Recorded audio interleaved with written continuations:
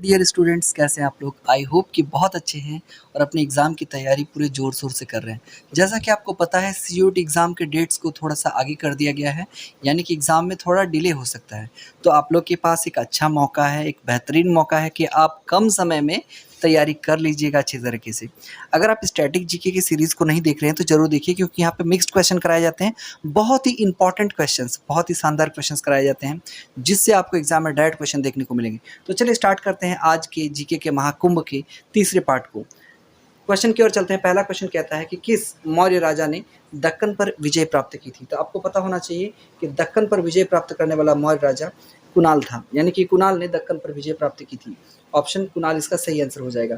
दूसरा क्वेश्चन देखिएगा, मेगास्थनीज द्वारा अपनी पुस्तक में समाज को कितने भागों में बांटा गया था? तो आपको पता होगा मेगास्थनीज ने समाज को 5 भागों में बांटा था। तीसरा प्रश्न कहता है अर्थशास्त्र किससे संबंधित है? तो आपको पता होना चाहिए कि अर्थशास्त्र जो पुस्तक है वो राजनीतिक नीतियों से संबंधित है, और इसके लेखक कौन है? तो अर्थशास्त्र लिखा था चाणक्य ने, और चाणक्य को ही हम लोग विष्णुगुप्त और कौटिल्य के नाम से भी जानते हैं। आगे देखिए क्वेश्चन कहता है कि पाटलिपुत्र में चंद्रगुप्त मौर्य का महल किसका बना है? तो आपको पता होना चाहिए कि चंद्रगुप्त मौर्य का जो महल था वो पाटलिपुत्र में लकड़ी का बना था। लकड़ी इज द राइट आंसर।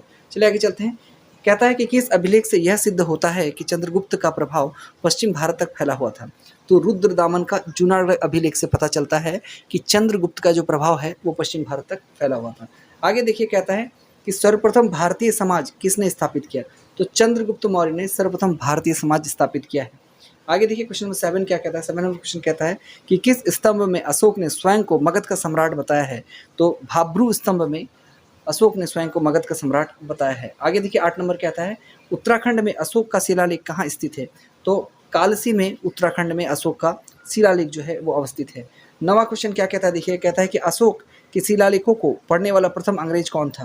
तो आपको पता होना चाहिए कि जेम्स प्रिंसेप था। जेम्स प्रिंसेप ने अशोक के शिलालेखों को कब पढ़ा था, ये आपको कमेंट सेक्शन में बताना है। आगे देखिए क्वेश्चन नंबर 10 की ओर चलते हैं। क्वेश्चन 10 क्या कहता है? 10वां क्वेश्चन, कलिंग युद्ध की विजय तथा क्षत्रियों का वर्णन किस अभिलेख में है? तो 13वें अभिलेख में हमें कलिंग युद्ध की विजय और क्षत्रियों का वर्णन मिलता है। आगे देखिए, कौन सा शासक जनता के संपर्क में रहता था? तो अशोक जो है वो जनता के संपर्क में रहा करता था। आगे देखिए, किस ग्रंथ में, क्वेश्चन कहता है कि किस ग्रंथ में चंद्रगुप्त मौर्य के लिए वृषल का प्रयोग किया गया है? तो आपको पता होना चाहिए कि मुद्रा राक्षस में चंद्रगुप्त मौर्य के लिए वृषल का प्रयोग किया गया है। और मुद्रा राक्षस किसने लिखा था? तो आपको पता होगा ये पुस्तक विशाख दत्त के द्वारा लिखा गया था।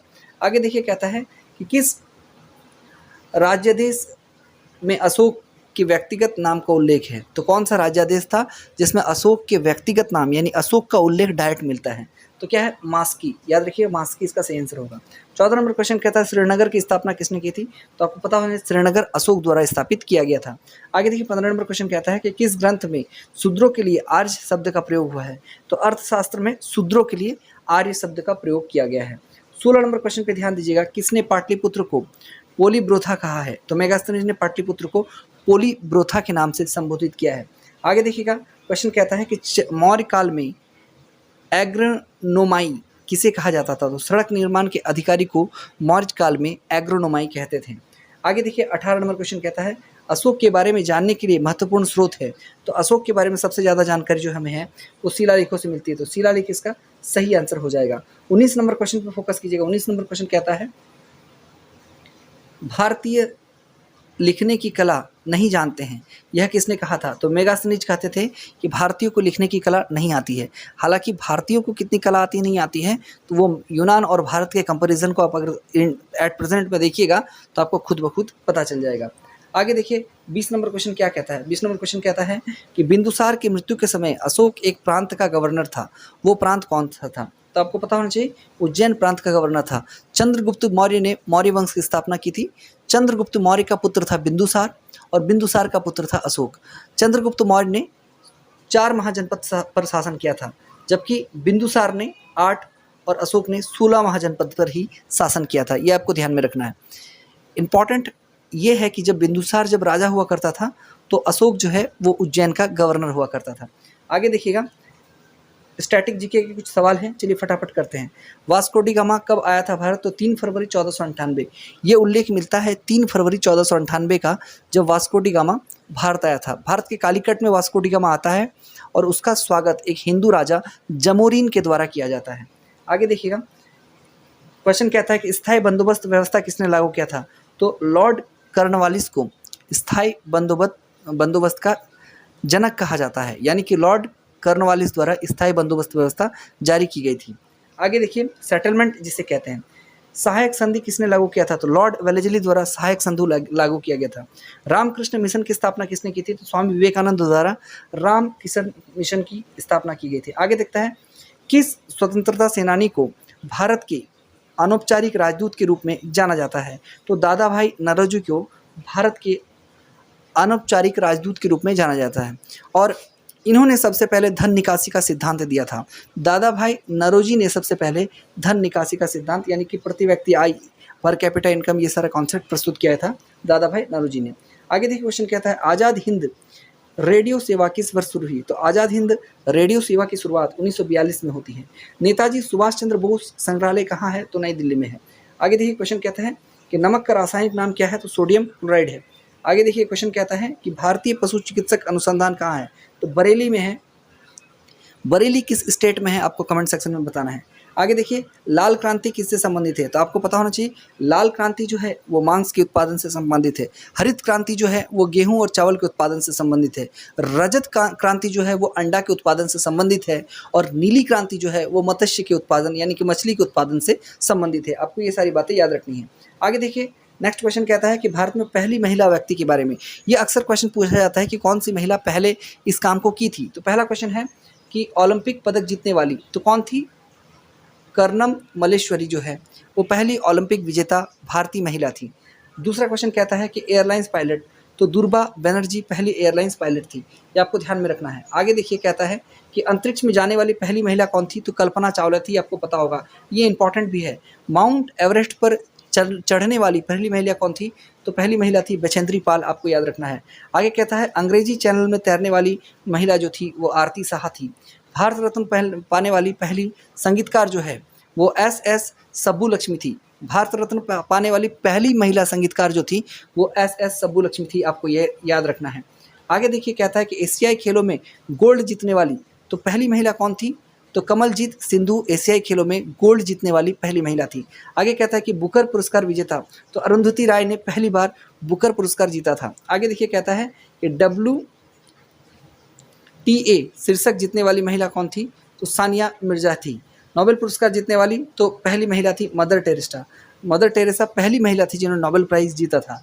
ज्ञानपीठ पुरस्कार प्राप्त करने वाली तो आशापूर्णा देवी पहली महिला थी जिन्होंने ज्ञानपीठ पुरस्कार को प्राप्त किया था। आगे देखिए, कहता है कि अशोक चक्र पाने वाली पहली महिला कौन थी? तो नीरजा भनोता जो थी वो अशोक चक्र प्राप्त करने वाली पहली महिला थी। राष्ट्रपति की अगर बात कर ले तो श्रीमती प्रतिभा देवी सिंह पाटिल, यानी प्रतिभा पाटिल थी। और पहली आदिवासी महिला राष्ट्रपति की बात कर ले तो वो वर्तमान की महिला राष्ट्रपति है, यानी कि द्रौपदी मुर्मू। आगे देखिए, कहता है प्रधानमंत्री तो इंदिरा गांधी थी पहली महिला प्रधानमंत्री। आगे देखिए, राज्यपाल की बात करें तो सरोजिनी नायडू पहली महिला राज्यपाल थी। कहाँ की थी? तो उत्तर प्रदेश की। आपको याद रखना है। शासक की बात कर ले अगर दिल्ली सल्तनत की तो रजिया सुल्तान इसका सही आंसर हो जाएगा। आईपीएस की अगर बात करें तो पहली महिला आईपीएस कौन थी? तो किरण बेदी थी। ये आपको ध्यान में रखना है। किरण बेदी पहली महिला आईपीएस थी। मुख्यमंत्री की अगर बात करें तो सुचिता कृपलानी, वो भी उत्तर प्रदेश की थी। सुप्रीम कोर्ट के न्यायाधीश की अगर बात करें तो मीरा साहिबा फातिमा बीबी सुप्रीम कोर्ट की न्यायाधीश की अगर बात कर ले तो। संयुक्त राष्ट्र के राजदूत के बारे में पहली बार जो महिला थी वो थी विजया लक्ष्मी पंडित। आपको याद रखना है, संयुक्त राष्ट्र की पहली महिला राजदूत थी। केंद्रीय मंत्री पहली थी तो राजकुमारी अमृता कौर पहली महिला केंद्रीय मंत्री बनी। मिस यूनिवर्स बनने वाली पहली महिला सुष्मिता सेन थी। आगे देखिएगा, विश्व सुंदरी बनने वाली तो रीता फारिया थी। आपको याद रखना है। आधुनिक भारत से संबंधित यानी कि मॉडर्न हिस्ट्री से रिलेटेड कुछ इंपॉर्टेंट क्वेश्चंस को करते हैं जो बार बार एग्जाम में रिपीट होते हैं। वो हिस्ट्री के रिगार्डिंग भी आपका हेल्प करेगा और जनरल टेस्ट में तो हेल्प करेगा ही। तो क्वेश्चन नंबर 1 पहला क्या कहता है? देखिए, कहता है गीता रहस्य के लेखक कौन है? तो आपको पता होना चाहिए कि बाल गंगाधर तिलक गीता रहस्य के लेखक हैं। इन्होंने ही बताया था कि आर्य जो हैं वो ध्रुवों से भारत में आए हैं। चलिए आगे देखिए, कांग्रेस के किस अधिवेशन में महात्मा गांधी ने कहा गांधी मर सकते हैं पर गांधीवाद हमेशा जीवित रहेगा?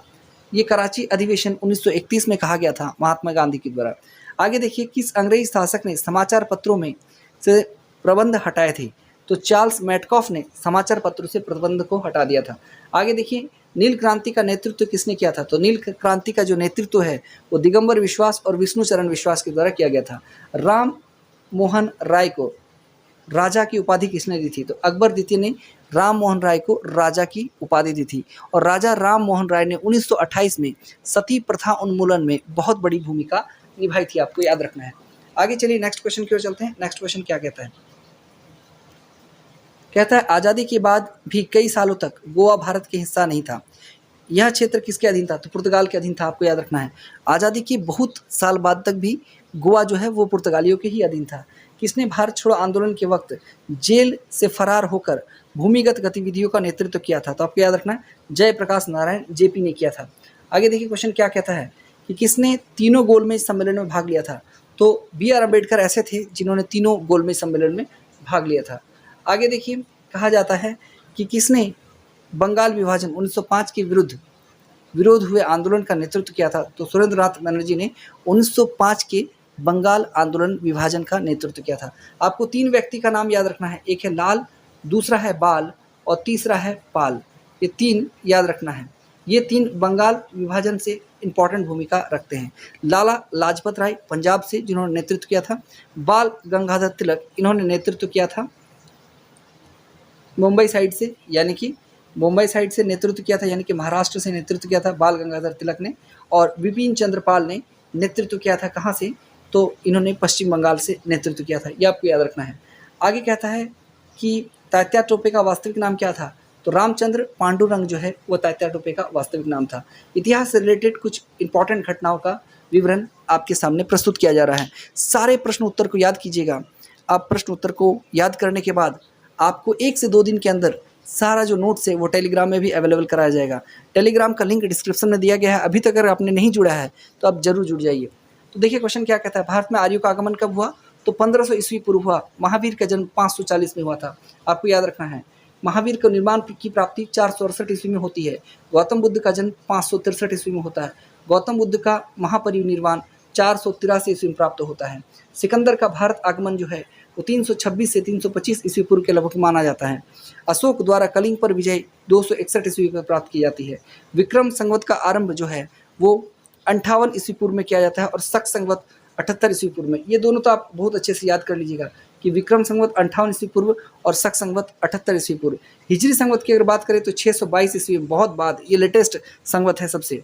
आगे देखिए, फाहियान की यात्रा तो 405 से 411 ईस्वी के बीच में थी। हर्षवर्धन का शासन जो था वो 606 से लेकर 647 ईस्वी तक का था। वैनसांग की यात्रा 630 के लगभग थी। तो वैनसांग जो है वो हर्षवर्धन के शासनकाल में आया था। सोमनाथ मंदिर पर पहली बार आक्रमण होता है 1025 ईस्वी में। तराइन का प्रथम युद्ध जो है वो 1191 में होता है। किसके किसके बीच होता है, ये इंपॉर्टेंट है, तो याद रखिएगा। पृथ्वीराज चौहान के बीच और मोहम्मद गौरी के बीच में तराइन का युद्ध होता है, ये आप ध्यान में रखिएगा। बहुत ज़्यादा इंपॉर्टेंट है, इसे ध्यान में रखना बहुत ज़्यादा जरूरी भी है। तराइन का द्वितीय युद्ध जो है वो 1192 ईस्वी में होता है और 1194 ईस्वी में एक युद्ध होता है जिसे चंदावर का युद्ध कहते हैं।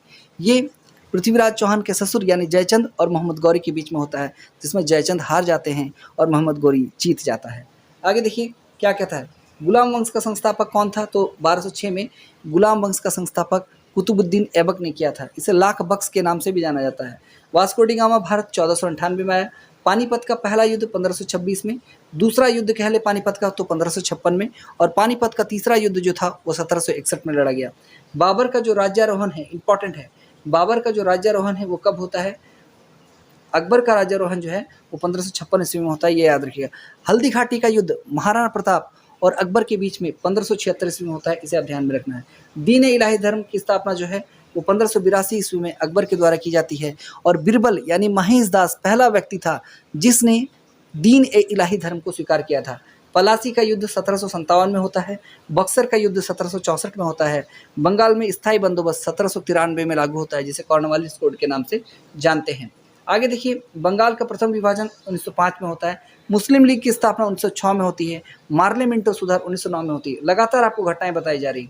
प्रथम विश्व युद्ध 1914 से 18, द्वितीय विश्व युद्ध 1939 से 45, असहयोग आंदोलन जो है वो 1920 से 1922 तक चलता है। आगे देखिएगा, साइमन कमीशन का जो आगमन है वो 1928 में होता है। दांडी मार्च 1930 में होता है। गांधी इरविन समझौता 1931 में होता है। डेट पूछे तो 5 मार्च 1931 में। कैबिनेट मिशन का आगमन 1946 में होता है। महात्मा गांधी की जो हत्या है वो 1948 में होती है। चीन का भारत पर आक्रमण 1962 में होता है। भारत पाकिस्तान युद्ध 1965 में होता है। ताशकंद का समझौता 1966 में होता है। आगे देखिएगा, अगर आगे की बात करें तो तालीकोटा का युद्ध जो है, जिसे राक्षसी तांगड़ी का युद्ध कहते हैं, वो 1565 में होता है। विजयनगर साम्राज्य से रिलेटेड है।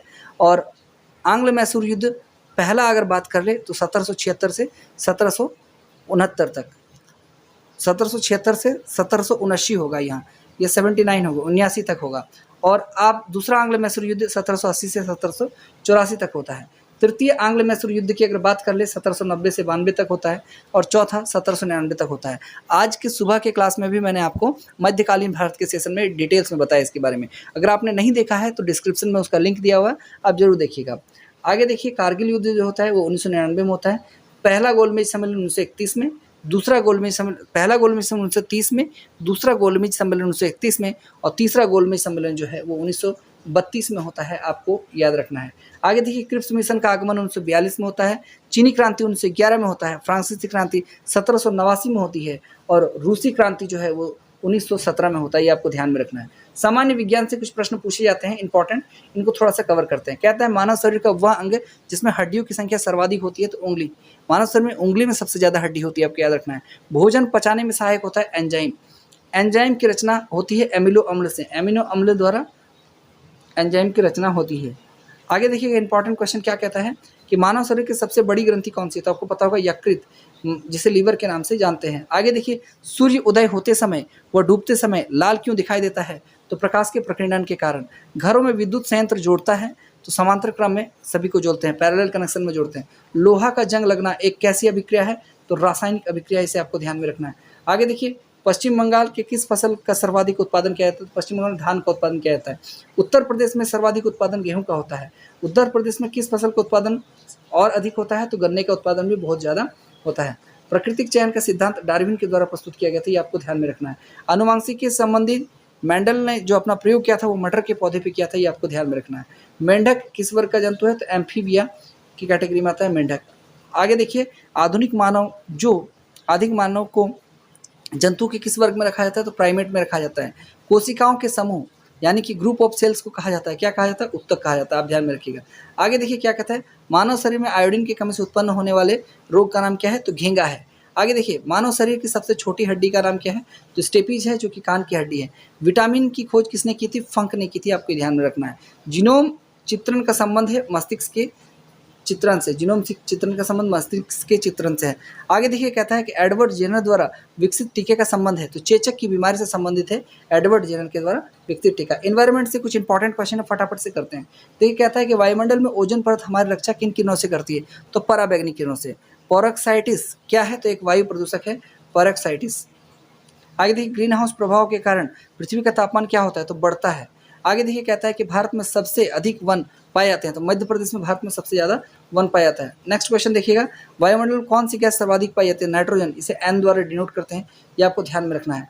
आगे देखिए, किस क्षेत्र में पेड़ों के उगने के लिए अपेक्षित न्यूनतम तापमान कितना होना चाहिए, तो 4 डिग्री सेल्सियस मिनिमम टेम्परेचर होना चाहिए, तब पेड़ उग सकता है। आगे कहता है, भारत में वन अनुसंधान केंद्र कहाँ है, तो देहरादून में है। वन रोपण प्रक्रिया किसकी है, तो ज़्यादा से ज़्यादा पेड़ लगाने की प्रक्रिया को वन रोपण प्रक्रिया कहते हैं। आगे देखिए क्या कहता है, भारत में अधिक वनाच्छादित क्षेत्र कौन सा है, तो आरक्षित वन है सबसे ज़्यादा वनाच्छादित क्षेत्र। हरा सोना किसे कहा जाता है, तो वनों को हरा सोना कहते हैं। भारत में अधिकांश वन संपदा का मालिक कौन है, तो राज्य है, यह आपको ध्यान में रखना है। वन का महोत्सव किससे संबंधित है, पेड़ लगाने से। सोपान कृषि कहाँ की जाती है, तो आपको पता है पहाड़ों के ढलान में सोपान कृषि की जाती है। पर्यावरण अध्ययन की प्रकृति कैसी होती है, तो बहु अनुशांसिक होती है। हम चारों ओर जिन दशाओं से घिरे हुए उसका योग क्या कहलाता है, तो पर्यावरण कहलाता है, इसे आपको ध्यान में रखना है। वैश्विक पर्यावरण के लिए सर्वाधिक महत्वपूर्ण वन कौन सा है, तो आपको याद रखना है कि उष्णकटिबंधीय वन वैश्विक पर्यावरण के सबसे महत्वपूर्ण है। आगे देखिए, पर्यावरण का उन बाहरी दशाओं और प्रभावों का योग है जो पृथ्वी पर जीवों के विकास चक्र को प्रभावित करती है। यह कथन किसने कहा? तो निकोलस ने कहा था यह कथन। आगे देखिए, पर्यावरण एक बाह्य शक्ति है जो कि हमें प्रभावित करती है। यह कथन किसने कहा? तो सीसी पार्क ने कहा था। सीसी पार्क इसका सही आंसर हो जाएगा। आगे देखिए, विश्व की पर्यावरण जागरूकता की शुरुआत किसने की? तो विलियम हेवेट द्वारा विश्व की पर्यावरण जागरूकता की शुरुआत की गई थी। आगे देखिए, आगे कहता है कि पर्यावरण का जैविक कारक क्या है? तो वनस्पति ही आपको ध्यान में रखना है। आगे देखिए, कहता है यह कथन किसका है कि जीवों के पारिस्थितिकी कारकों का योग पर्यावरण है। तो एम फिटिंग ने ये कहा था। पर्यावरण निश्चयवाद के प्रवर्तक कौन है? तो कार्ल रिटर है। ये इंपॉर्टेंट क्वेश्चन आपको ध्यान में रखना है। आगे कहता है कि वर्ष 2002 को संयुक्त राष्ट्र संघ ने किसका अंतर्राष्ट्रीय वर्ष घोषित किया गया था? तो सतत विकास का। आगे देखिए, कहता है कि विश्व पर्यावरण दिवस किस तारीख को मनाया जाता है? तो 5 जून को विश्व पर्यावरण दिवस मनाया जाता है। आगे देखिए, इंपॉर्टेंट क्वेश्चन है। कहता है कि पर्यावरण का संतुलन बनाए रखने के लिए वनांतर्गत क्षेत्रफल कितना प्रतिशत होना चाहिए? मिनिमम 33% वन होना चाहिए, तभी पर्यावरण का संतुलन जो है वो बना रह सकता है। 33% इसका सही आंसर हो जाएगा। अब लूसेंट जीके के कुछ इंपॉर्टेंट रेगुलर स्टैटिक सीरीज को कवर करते हैं। देखिए, इंपॉर्टेंट है। कहता है विश्व का सबसे बड़ा महाद्वीप कौन सा है? तो आपको पता होना चाहिए कि एशिया विश्व का सबसे बड़ा महाद्वीप है। विश्व का सबसे छोटा महाद्वीप अगर बात कर ले तो ऑस्ट्रेलिया जो है वो सबसे छोटा महाद्वीप है। आगे देखिए, कहता है कि विश्व का सबसे बड़ा महासागर प्रशांत महासागर, विश्व का सबसे छोटा महासागर आर्कटिक महासागर, विश्व का सबसे गहरा महासागर प्रशांत महासागर, विश्व का सबसे बड़ा सागर दक्षिण चीन सागर, विश्व की सबसे बड़ी खाड़ी मैक्सिको की खाड़ी। आगे देखिएगा, विश्व की सबसे बड़ी खाड़ी जो है मैक्सिको की खाड़ी है। विश्व का सबसे बड़ा द्वीप जो है वो ग्रीनलैंड है, आपको याद रखना है। विश्व का सबसे बड़ा द्वीप समूह जो है वो इंडोनेशिया है। विश्व का सबसे बड़ी नदी जो है नील नदी है, जो लगभग 6650 किलोमीटर लंबी है। विश्व की सबसे बड़ी अपवाह क्षेत्र वाली नदी कौन सी? तो अमेजन नदी है। विश्व की सबसे बड़ी सहायक नदी जो है वो मेडीरा है, जो अमेजन की सहायक नदी है। आगे देखिए, क्वेश्चन क्या कहता है? विश्व की सबसे बड़ी सहायक नदी, तो मेडीरा मैंने आपको बताया अमेजन की सहायक नदी है। आगे देखिए, विश्व के सबसे व्यस्त व्यापारिक नदी कौन सी है? तो राइन नदी है। विश्व का सबसे बड़ा नदी द्वीप कौन सा है? तो माजुली, जो भारत का है। विश्व का सबसे बड़ा देश कौन सा है? तो रूस है। विश्व का सबसे छोटा देश जो है वो वेटिकन सिटी है, लगभग 44 हेक्टेयर में है। विश्व के सर्वाधिक मतदाताओं वाला देश जो भारत है। विश्व में सबसे लंबी सीमा वाला देश जो है वो कनाडा है, जो सबसे लंबी सीमा बनाता है। आगे देखिए, इंपॉर्टेंट क्वेश्चन है कि विश्व में सबसे ज़्यादा सीमा रेखा वाला देश कौन सा है? तो चीन, लगभग 13 देशों के साथ सीमा बनाता है। विश्व का सबसे बड़ा रेगिस्तान कौन सा है? तो सहारा रेगिस्तान है, जो अफ्रीका में है। विश्व का सबसे बड़ा रेगिस्तान जो है वो गोबी में है, आपको याद रखना है। विश्व की सबसे ऊंची छोटी पर्वत चोटी कौन सी है? तो माउंट एवरेस्ट है, जिसकी ऊंचाई लगभग 8848 मीटर है। आगे देखिएगा, चलिए चलते हैं आगे की ओर। आगे कहता है कि विश्व की सबसे लंबी पर्वतमाला कौन सी है? तो आपको पता होना चाहिए एंडीज पर्वतमाला जो है विश्व की सबसे लंबी पर्वतमाला है। आगे देखिए, विश्व का सबसे बड़ा गर्म प्रदेश कौन सा है? तो अल्जीरिया जो है लीबिया का, वो सबसे गर्म प्रदेश है। विश्व का सबसे ठंडा प्रदेश जो है वो वोस्तोक अंटार्कटिका का है, ये आपको ध्यान में रखना है। विश्व की सबसे बड़ी खारे पानी की झील कौन सी है? तो कैस्पियन सागर ही, आपको याद रखना है। विश्व का सबसे ताजे पानी की झील कौन सा है? तो लेक सुपीरियर को विश्व की सबसे बड़ी ताजे पानी की झील कहा जाता है। विश्व की सबसे गहरी झील, इंपॉर्टेंट है, ये आपको याद रखना है। सबसे गहरी झील कौन सी? तो बैकाल झील जो है वो सबसे गहरी झील है। आप इसे इस तरह से याद रखिए कि काल जो होता है ना वो सबसे गहरा होता है। विश्व सबसे अधिक ऊंचाई पर स्थित झील कौन सा है? तो टिटिकाका है, जो सबसे ऊंचाई पर स्थित है, आपको ध्यान में रखना। आगे देखिए, इंपॉर्टेंट है, विश्व की सबसे बड़ी कृत्रिम झील कौन सी है? तो वोल्गा झील है, आपको याद रखना है। विश्व के सबसे बड़ा डेल्टा क्षेत्र जो है वो सुंदरवन डेल्टा क्षेत्र है। विश्व का सबसे बड़ा महाकाव्य जो है वो महाभारत है, आपको याद रखना है। आगे देखिए, इंपॉर्टेंट क्वेश्चन है कि विश्व का सबसे बड़ा अजैब घर कौन सा है? तो American museum of natural history, वो अमेरिका का है। आगे देखिए, विश्व का सबसे बड़ा चिड़ियाघर कौन सा है? तो क्रूजर नेशनल पार्क दक्षिण अफ्रीका का विश्व का सबसे बड़ा चिड़ियाघर है। विश्व का सबसे बड़ा पक्षी कौन सा है? तो ऑस्ट्रिच है, जिसे शुतुरमुर्ग कहते हैं। विश्व का सबसे छोटा पक्षी जो है वो हेमिंग बर्ड है। हेमिंग बर्ड तो आप जानते ही होंगे। आगे देखिए, आगे इंपॉर्टेंट क्वेश्चन है कि विश्व का सबसे बड़ा स्तनधारी, तो नीली व्हेल जो है वो सबसे बड़ी स्तनधारी होती है। विश्व का सबसे विशाल मंदिर जो है अंकोर वाट का मंदिर है, आपको याद रखना है। विश्व का सबसे ऊंची मीनार जो है वो कुतुब मीनार है, आपको याद रखना है, जो कि हमारे भारत में है। आगे देखिए, विश्व का सबसे बड़ा घंटाघर the great bell of Moscow विश्व का सबसे बड़ा घंटाघर है, आपको याद रखना है। आगे कहता है विश्व का सबसे बड़ी मूर्ति जो statue of unity Sardar Vallabh भाई पटेल की है, जो सरदार सरोवर बांध के निकट बना हुआ है गुजरात में, आपको याद रखना है। विश्व के सबसे बड़ा हिंदू मंदिर जो है वो अक्षरधाम का मंदिर है, आपको याद रखना है। विश्व का सबसे बड़ी मस्जिद जो है वो अल हयात या रियाद यह सऊदी अरब की मंदिर है, आप मस्जिद है, आपको याद रखना है। विश्व की सबसे ऊंची मस्जिद जो है वो सुल्तान हसन मस्जिद काहिरा में है, विश्व की सबसे ऊंची मस्जिद है। विश्व का सबसे ऊंचा इमारत जो है वो बुर्ज खलीफा है जो दुबई में है, जिसे यूनाइटेड अरब एमिरेट के नाम से जाना जाता है। उस देश में है दुबई नाम का एक जगह जहाँ पे बुर्ज खलीफा विश्व की सबसे ऊंची इमारत है। आगे कहता है विश्व का सबसे बड़ा चर्च जो है वो बेसिलिका ऑफ सेंट पीटर यानी कि वेटिकन सिटी का है। दुनिया के सबसे बड़ी हिंदू आबादी जो है वो भारत में रहती है। दुनिया के सबसे बड़ी मुस्लिम आबादी जो है वो इंडोनेशिया में रहती है। आगे चलिए इंपॉर्टेंट क्वेश्चन की ओर चलते हैं। सारे प्रश्न महत्वपूर्ण है, आपको ध्यान में रखना है। विश्व की सबसे बड़ी खित्री यानी कि ईसाई आबादी कहाँ पे है? तो नोकोटीना वाला किसी आपको याद रखना है। विश्व की सबसे बड़ी यहूदी आबादी कहाँ है? तो इजराइल की है, आपको याद रखना है विश्व की सबसे बड़ी यहूदियों की आबादी। दुनिया की सबसे बड़ी बुद्धिस्ट आबादी कहाँ पे रहती है? तो चाइना में रहती है। विश्व के सबसे बड़ा आतंकी संगठन जो है वो ISIS है, जो इराक सीरिया पे रहता है। इस्लामिक स्टेट इसका फुल फॉर्म है। आगे देखिए इंपॉर्टेंट क्वेश्चन है, चलते हैं आगे की ओर। कहता है कि दुनिया का सबसे मोस्ट वांटेड तो अबू बकर अल बगदादी जो है वो ISIS का सरगना है। हालांकि इसके मरने की पुष्टि तो हो चुकी है पर प्रमाणित नहीं हुआ है। नेक्स्ट कहता है कि दुनिया का सबसे बड़ा डोनर कौन सा है? तो बिल गेट्स जो है वो दुनिया के सबसे बड़े डोनर है। अब भारत के सबसे बड़े डोनर कौन है वो आपको कमेंट सेक्शन में बताना है। आगे देखिए दुनिया की सबसे बड़ी शक्तिशाली व्यक्ति कौन है? तो बराक ओबामा को दुनिया का सबसे शक्तिशाली व्यक्ति कहा जाता है। विश्व का सबसे लंबा प्लेटफॉर्म जो है वो कजाकिस्तान का प्लेटफॉर्म है, आपको याद रखना। भारत में सबसे लंबा प्लेटफॉर्म जो है वो गोरखपुर का है। विश्व का सबसे बड़ा रेलवे स्टेशन कौन सा है? तो ग्रैंड सेंट्रल टर्मिनल न्यूयॉर्क का है विश्व का सबसे बड़ा रेलवे स्टेशन। विश्व का सबसे सस्ता हवाई अड्डा कौन सा है? सबसे व्यस्त हवाई अड्डा तो वो है शिकागो, यानी कि इंटरनेशनल एयरपोर्ट शिकागो सबसे व्यस्त हवाई अड्डा है। और शिकागो ही गए थे महात्मा स्वामी विवेकानंद अपने हिंदू सम्मेलन को संबोधित करने के लिए। आगे देखिए क्या कहता है। कहता है कि विश्व का सबसे बड़ा हवाई अड्डा कौन सा है? तो किंग खालिद हवाई अड्डा रियाद सऊदी अरब में है। विश्व का सबसे बड़ा बंदरगाह उज्बेकिस्तान में है। विश्व का सबसे बड़ा बांध जो है हीराकुंड बांध जो है वो उड़ीसा में है, विश्व का सबसे बड़ा बांध। विश्व का सबसे ऊंचा बांध जो है रेगुनस्की तजाकिस्तान में है, ये आपको ये ध्यान में रखना है। विश्व की सबसे ऊंची सड़क जो है वो लेह मनाली मार्ग है। विश्व का सबसे बड़ा सड़क पुल जो है वो महात्मा गांधी सेतु पटना में स्थित है, आपको याद रखना है। नेक्स्ट क्वेश्चन क्या कहता है देखिए, विश्व का सबसे ऊंचा ज्वालामुखी जो है वो माउंट मैटकॉफ्ट है, ये आपको ध्यान में रखना है। नेक्स्ट क्वेश्चन की ओर चलते हैं, इंपॉर्टेंट क्वेश्चन है सारे। क्वेश्चन क्या कहता है कि विश्व के सबसे अधिक कर्मचारियों वाला विभाग कौन सा है? तो भारतीय रेलवे विश्व के सबसे अधिक कर्मचारियों वाला विभाग है। नेक्स्ट क्वेश्चन कहता है विश्व में सबसे ऊंचा क्रिकेट का मैदान कौन सा है? तो चैल हिमाचल क्रिकेट मैदान। आगे देखिए विश्व का सबसे बड़ा पुस्तकालय कौन सा है? तो कांग्रेस पुस्तकालय लंदन विश्व का सबसे बड़ा पुस्तकालय है, यानी कि लाइब्रेरी है। विश्व का सबसे बड़ा संग्रहालय कौन सा है? तो ब्रिटिश संग्रहालय जो है लंदन का वो सबसे बड़ा संग्रहालय है। आगे देखिएगा विश्व की सबसे बड़ी कार्यशील इमारत कौन सी है? तो पेट है विश्व की सबसे बड़ी कार्यशील इमारत। तो इसी के साथ हमने लगभग बहुत सारे इंपॉर्टेंट क्वेश्चंस को कर लिया है। वीडियो अगर पसंद आए तो वीडियो को लाइक कीजिएगा, फ्रेंड के साथ शेयर करना मत भूलिएगा। PDF अगर आपको चाहिए तो टेलीग्राम से जरूर जुड़ जाइएगा। मिलते हैं फिर नेक्स्ट वीडियो में, तब तक के लिए थैंक यू।